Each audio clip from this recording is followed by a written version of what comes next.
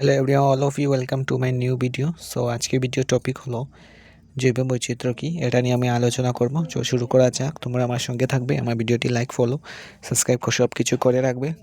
কমেন্টে বলে নয় নেক্সট ভিডিও কী নিয়ে আসবো। চলো আজকে ভিডিও শুরু করা যাক। জৈব বৈচিত্র্য কী? জৈব বৈচিত্র্য শব্দটি সো জৈব বৈচিত্র্য শব্দটি হলো জীব ও এবং বৈচিত্র্য দুটি সমাহারে সৃষ্টি হয়েছে। বিভিন্ন ব্যক্তি বিভিন্ন সময় শব্দটিকে ব্যবহার করেছেন, তবে ৮০ দশক থেকে এই শব্দে বহুল ব্যবহার এবং প্রচার দৃষ্টিগোচর হয়। জীব বৈচিত্র্যের পৃথিবীতে থাকা জীবসমূহের জৈব বৈচিত্র্য এবং পরিবর্তনশীল অবস্থার কথা বোঝায়। ক্ষুদ্র ক্ষুদ্র অণুজীব থেকে শুরু করে অন্যান্য জীবজন্তু, উদ্ভিদ, তৃণভূমি, অরণ্য, আছে প্রভাব দ্বীপ ইত্যাদি বাস্তুতন্ত্র বা ইকোসিস্টেমের সব কিছু নিয়েই জৈব জীব বৈচিত্র্য।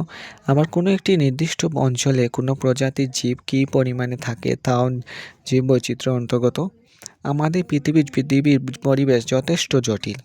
এই উপরিভাগে পরিবেশ এবং পরিবেশের বৈচিত্র্যের কারণগুলি একটি অপরটির উপর সংযুক্ত এবং নির্ভরশীল। তাই কোনো একটি জায়গায় জীব বৈচিত্র্য বুঝতে পরস্পর সম্পর্কযুক্ত অনেকগুলো কারণকেই আমাদের বুঝতে হবে। উদাহরণ হিসাবে বলা যায়, একটি জায়গায় জীব বৈচিত্র্য বুঝতে আমাদের জলবায়ু, মাটি, প্রকৃতি, পৃথিবীর উপরিভাগের অবস্থা, সূর্যের তাপের বিকিরণ ইত্যাদি অনেকগুলি কারককে বুঝতে পারি। পৃথিবীর মোট 5বার জীব বৈচিত্র্যে জীবজগতের সম্পূর্ণ বিলুপ্তি ঘটে, আবার নতুন জীবজগতের সৃষ্টি হয়েছে। পৃথিবীর মানুষের আবির্ভাবের পর এই বিলুপ্তিকরণ প্রক্রিয়াটি আরও একবার হবার সম্ভাবনা দেখা যাচ্ছে। তেমন হলে এই প্রক্রিয়া হবে ষষ্ঠ বিলুপ্তিকরণ প্রক্রিয়া। পরিবেশে বিভিন্ন কারকসমূহের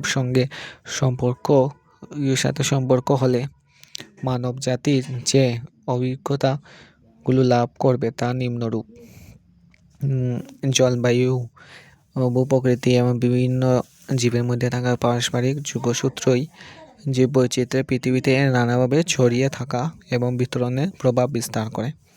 জীব বৈচিত্র্যের নিরক্ষীয় অঞ্চলে দেশি এবং মেরু অঞ্চলে ক্রমান্বয়ে হ্রাস পায়।